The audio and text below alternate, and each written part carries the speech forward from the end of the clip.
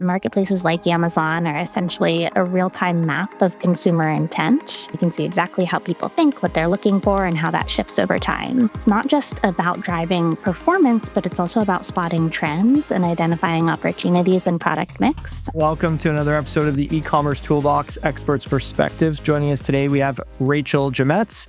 She is the director of global marketplaces at PopSockets. So welcome, Rachael. Thank you for having me. It's an honor. Awesome. We were chatting before. I had your colleague Jack on about a year ago, so excited to get a slightly different perspective of the similar business. But what we really wanted to talk a bit about today was a lot about marketplaces and how marketplaces and D2C work as one system and not separate P&Ls kind of fighting for attribution, although I'm sure that doesn't happen for you guys. So maybe why don't you kick us off with telling us a bit about your career journey, how you ended up in your role, and your background. I'll start with my current role at PopSockets. I'm very fortunate to work with an incredible team and a playful product that is especially fun for me because I was a user and had a genuine love for PopSockets long before I joined the company. So particularly fun one. I've been in the marketplaces space now about 8 years. I got started at a nonfiction publishing house named Callisto Media. And this is where I became really interested in language and how consumers choose what to search for, which is what Amazon and marketplaces in general boil down to. So that curiosity naturally translated into e-commerce. Marketplaces like Amazon are essentially a real-time map of consumer intent. You can see exactly how people think, what they're looking for, and how that shifts over time. So I gravitated towards that because it's not just about driving performance, but it's also about spotting trends and identifying opportunities in product mix. So that combination of language, data, and behavior has really kept me hooked in the marketplaces space. Very cool. And when I chatted with Jack about a year ago, he was telling us a bit about how PopSockets really evolved from being like a single product SKU company to more of like a mobile lifestyle brand. I remember being really, really, really impressed. So you guys are obviously doing weekly drops, some niche subculture stuff that you're jumping on in 70 plus countries. From a marketplace standpoint, like how are you keeping up with like such a diverse product catalog? And how does that translate to operational complexity? I know a lot of the e-com platforms themselves are built to be able to handle this, but talk to me a bit about from the marketplace side. Yeah, so each channel is unique and we really treat them as such. PopSockets.com is treated as the beacon of the brand. So anything new, exciting, and exclusive will be found on .com. But if you're shopping on Best Buy, you'll see a far more tech-focused product line. And on Amazon, in marketplaces widely, we sell products with the most mass appeal. So when it comes to introducing new products on marketplaces in this constant weekly or more rotation of collection drops, so we take a part proactive, part reactive approach. The proactive side takes these product collections and breaks them down into individual products that roll up to common keywords. So maybe on .com, we're launching a festival collection with 20 products in it. But on Amazon, we see 5 products with opportunity and keyword traffic. So we take 1 pink grip, 1 sparkly wallet, 2 rainbow grips, and a floral phone case, and we leave the other 15. So when these products launch on .com, they launch simultaneously on Amazon. We just don't introduce them as a collection. Amazon tends to be more individual product focused. So that's the proactive side. On the reactive side of the other 15 products, if 1 or 2 of them ends up doing really, really well on .com, then we'll introduce it on marketplaces in the coming weeks or months. Very cool. Most brands that I talk to, they typically segment their Amazon data from their D2C data. So talk to me a bit about how you guys are looking at that, like from search rank to conversion rate, and how are you guys thinking about the D2C experience versus like the Amazon experience or the marketplace experience from an analytics standpoint? Yeah, so there's a lot of overlapping data and insights we can get across the two platforms. I think Amazon is different in two major ways. One is through product page testing, it's just a lot more rigorous on Amazon, and then through search term data. So, testing is pretty straightforward. Amazon has the A B testing tool that we use and abuse, and it's great for determining what product page content really helps consumers convert best. On search term data, though, Amazon really spoils us with keyword data, both what is being searched in all of Amazon and what is being searched to directly find and convert on our products. So it helps us really figure out how customers are talking about our products and the terms they use. We call it MagSafe, but what do they call it? We introduce a product and we call it putty, but they call it pink. So this helps us find the best terms to put on our product pages to make sure we're indexing against the right terms, and it helps us find gaps in product selection and design into them. So a fun example is last year, 34,000 people searched for Snoopy or Peanuts pop sockets, and we didn't have a collection. So in February, we just launched actually our third Peanuts collection, and that licensor is doing phenomenally well. So all of that data is super valuable to really help assess assortment and align with what our customers are really seeking. Very cool. Do you think of harmonizing the data between D2C and then channels to try and develop an overall signal, or is it very much kind of bifurcated between channels? Yeah, it depends on the data type. We overlap a lot of our data, like sales data, product data, conversion data. Traffic data, though, is analyzed separately. I think whenever we look at .com traffic data, you already have to be on .com to be then searching. On Amazon, you already have to be on Amazon to be searching, but it's the combination of total searches and just PopSocket searches. So dashboard ended up being different. Very cool. Yeah, we chatted a bit about this already, but do you have any other examples of how you're able to leverage some of your marketplace data to inform a collection? I know you just chatted about the peanuts. Is this pretty common practice for you guys? Yes and no. We have our fair share of product collections that are informed by search trends, but we have plenty of collections that have no search data backing whatsoever. Um, PopSockets is the category pioneer of the phone grip. So it's in PopSockets' DNA to be unexpected, delightful, and innovative, not just to give the consumer what they're already seeking. PopSockets operating across a ton of different channels, ton of different countries. Um, how are you deciding what markets to enter? Right. So, for example, if you want to enter Amazon Portugal, how are you making those decisions? Seems kind of random. You know what I mean? Yeah. So Amazon Portugal is not available right now, which is why we're not in Amazon Portugal. But as it relates to Amazon, this is actually a really fun one. So it's an 18-month project now that's finally coming to a head. Amazon released a beta program named GPE, or Global Procurement Excellence. It's super fun, and it's really helped us streamline access to Amazon markets globally. So the GPE program includes all available Amazon markets outside of India and Brazil that are just a little bit harder to get into right now, but hopefully there's a future where the GPE program includes India and Brazil.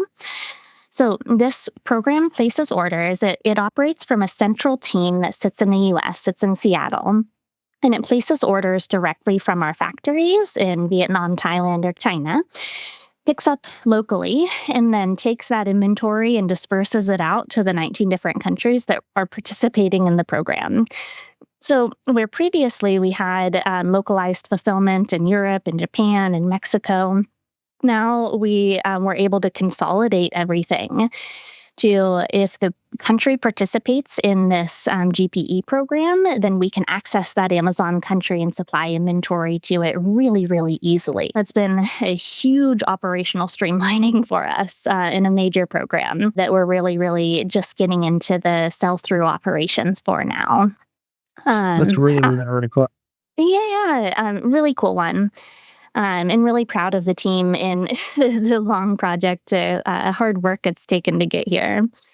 Outside of Amazon, though, it really depends on the dominant marketplace in the country and what's important to the shoppers in that country. So in Japan, it's Rakuten over Amazon. In the Philippines and India, it's Shopee. So we look at what marketplace is dominant in that country and then compare it to like the revenue opportunity and the resource allocation that's needed from PopSockets to get going in it. If you're listening to the e-commerce toolbox, you're entitled to a podcast-exclusive website audit. Go to noibu.com/podcast-audit for a free scan that uncovers the hidden friction blocking your conversions and shows you where you're leaking revenue. Channel conflict is typically a challenge in most businesses. How are you guys managing pricing discipline, assortment strategy, and promotional timing so that you don't have different prices across different channels at any given time? $1 million question. We don't have a magic solution here, but I've seen a number of different tactics that try to trick the pricing algorithm, any one of the pricing algorithms, because each channel has them outside of PopSockets.com. I've seen that these tactics never work for too long. So for us, it comes down to three things: national promotions, product curation, and just being a good, honest partner to each one of our retailers. So if we're running a promotion in one channel, we offer it to all channels that have those same products. Where we have opportunities to differentiate assortment, we take them. And then ultimately, in any first-party relationship, these retailers have the right to price independently, and we have to respect that. Very cool. On to another challenging question. I'll never forget going through European markets. I saw a lot of pop sockets that were not actually pop sockets. There's a lot of counterfeits, especially kind of in a space like this, unauthorized sellers, things like that. Yeah, like how much of your team's energy goes towards that? Like, how do you actually enforce these things on marketplaces or people spinning up like fake websites with similar names and similar products? A good bit of energy, but I think it's a very worthwhile investment of resources. We've seen letting gray or black market sellers get out of hand can lead to a major loss in top-line sales. In the U.S., we see more gray market resale or unauthorized resale. Internationally, as you've seen, we do deal with a variety of different black market sellers. So I'm closest to the gray market protection program, so that's the one I'll speak to. We take a comprehensive end-to-end approach in really understanding the full life cycle of this issue. So we do our best to identify the source of the unauthorized goods leaking into the market. We, of course, monitor sales as they're selling through downstream channels, and then we enforce action against sellers where necessary. So this includes cutting off inventory at its source wherever we can. We'll do targeted test buys to try to trace that leakage through the products or the channels. This is where differentiating assortment comes in handy as well. And then whenever we need to, we partner with our legal team to take action against unauthorized sellers. Super, super important to keep control of. Maybe a silly question. What's the difference between gray and black market? Authentic product versus inauthentic product. Gotcha. So you're saying that you're spending more time like finding authentic product through unauthentic channels? In Is that the correct? US, it's more authentic product that's being sold downstream through sellers that we don't have a relationship with, and we can't uphold our warranty for. So if we look at our adhesive product, for example, there's a particular temperature that the adhesive has to be kept at, and we don't know how old the product is or how it's been stored over time. So if it's been sitting in a warehouse with no heat for a year, then that adhesive is probably no longer good. And when the customer buys it thinking it's a new pop socket covered under warranty and they receive a negative experience, then those are the things we try to control for them. We want the customer to always have the best experience they can in getting a new crispy box and a strong product that works as intended. I love it. Have you ever had a situation where something was performing either really well on D2C or really well on Amazon, but not on both at the same time? How have you guys navigated that? All the time. If we look at the top 10 sellers on D2C and Amazon, it's very unusual to find one product that's overlapping. And that kind of goes across all channels, even the channels that have similar like products or SKUs being run in them. I think it just ends up being different consumer preferences that shop in different channels, and we respect that.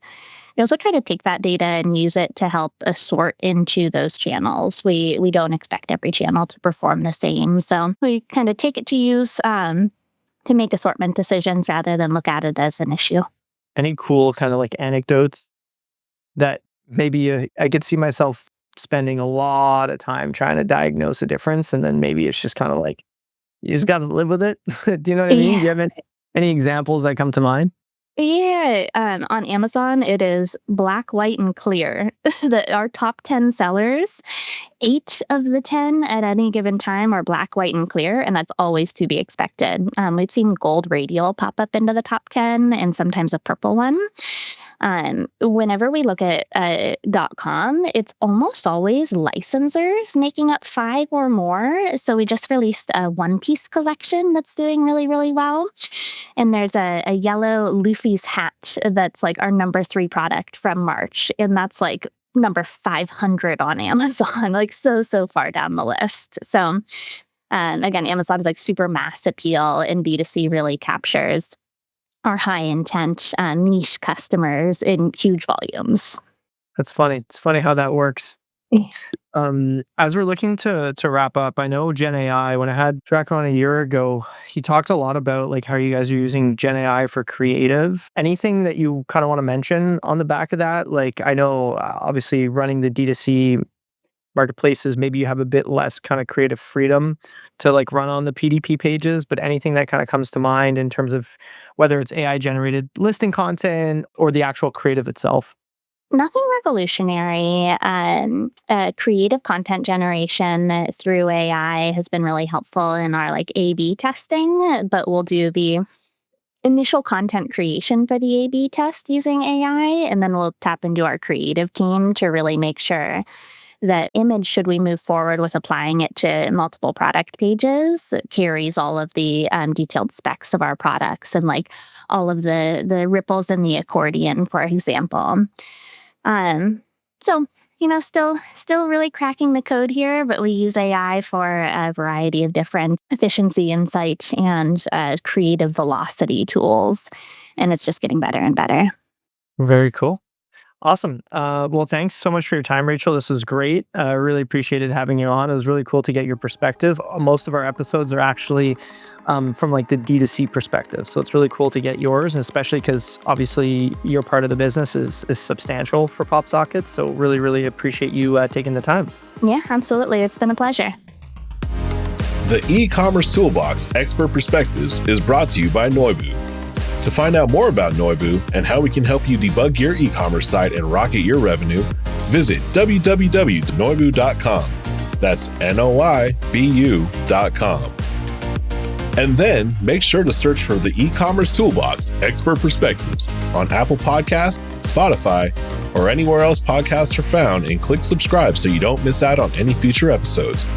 On behalf of the team here at Noibu, thanks for listening.